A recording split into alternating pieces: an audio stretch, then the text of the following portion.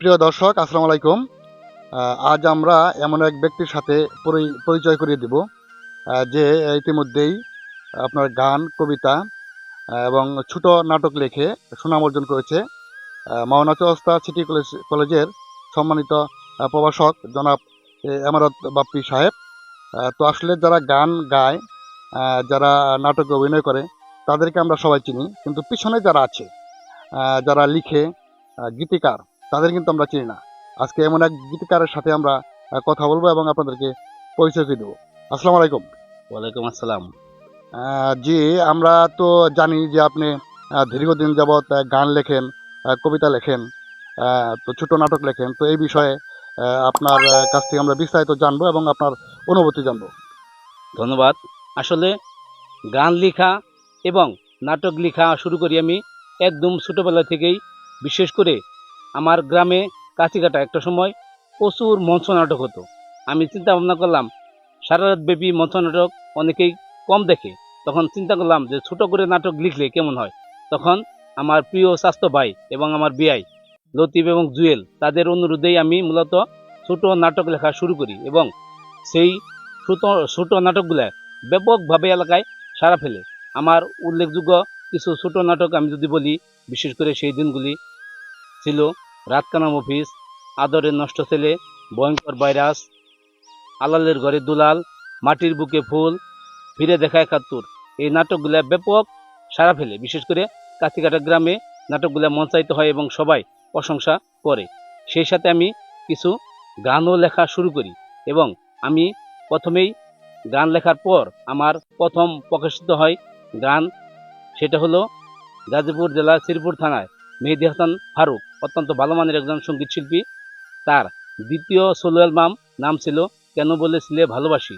ওই অ্যালবামে 10টা গানের মধ্যে 6টা গানই আমার লেখা থাকে এবং ওই গানগুলোর মধ্যে আল্লাহ চলে হেলে দুলে গানটা ব্যাপকভাবে সাড়া ফেলে। এখনও বিভিন্ন অনুষ্ঠানে ওই গানটা গেয়ে ছেলেমেয়েরা নৃত্য দেয়। এরপরে গাজীপুরের আরেক কৃতি সন্তান, শ্রীপুরের বর্তমানে প্রতীক ব্যান্ডের কর্ণধার রুদ্রনীল, তার প্রথম একক অ্যালবামে বিশেষ করে নামটি ছিল এক পলকে রুদ্র। ওই অ্যালবামেও আমার 4টি লেখা গান প্রকাশিত হয় এবং ব্যাপকভাবে সাড়া ফেলে। আর আমি বর্তমানে ইউটিউবে ব্যাপকভাবে ছোট নাটকগুলো লিখি। বিশেষ করে 10 থেকে 20 মিনিটের নাটকগুলো আমি ইউটিউবে ব্যাপকভাবে লিখি। তার মধ্যে উল্লেখযোগ্য নাটকগুলো ছিল পটু পাস, নলেজ নুরু, শুটিংয়ের ফাঁকে, ভয়ঙ্কর ভাইরাস, আদরের নষ্ট ছেলে ইত্যাদি নাটকগুলা ব্যাপকভাবে ইউটিউবে সারা। সেই সাথে নাটকের পাশাপাশি যারা গান করে, বিশেষ করে আমার সেরা লেখাটা ছিল জি সিরিজ থেকে প্রকাশিত।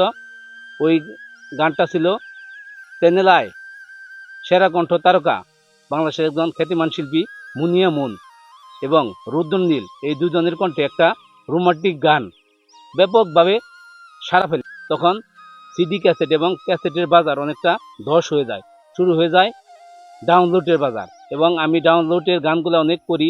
আমার পরিবারের, বিশেষ করে আমার সহধর্মিনী তাসলিমা তাজুল এবং আমার 7 বছরের কন্যা আরবি অনু, ওরাও আমাকে গান নাটক লিখতে অনুপ্রেরণা দিয়ে থাকে। আমি আসলে গান এবং নাটক লিখে যাচ্ছি। আপনাদের যদি ভালো লাগে আমাকে উৎসাহিত করবেন এবং সেই সাথে আমাদের এই ফুলবাড়ি অঞ্চলে যারা গান এবং নাটকে অভিনয় করতে চায়, বিশেষ করে যাদের কণ্ঠ একটু ভালো, তারা যদি আমার সাথে যোগাযোগ করেন, আমি বিনামূল্যে তাদের গান করে দেওয়ার ব্যবস্থা করব ইনশাল্লাহ। আর যারা ভালো লিখতে পারেন, লেখা নিয়ে আমার সাথে একটু দেখা করবেন। যদি সম্ভব হয় আমি লেখাগুলো তুলে ধরার চেষ্টা করব। আশা করি ভবিষ্যতে জানি আপনাদের ভালো কিছু উপহার দিতে পারি। ধন্যবাদ সবাইকে।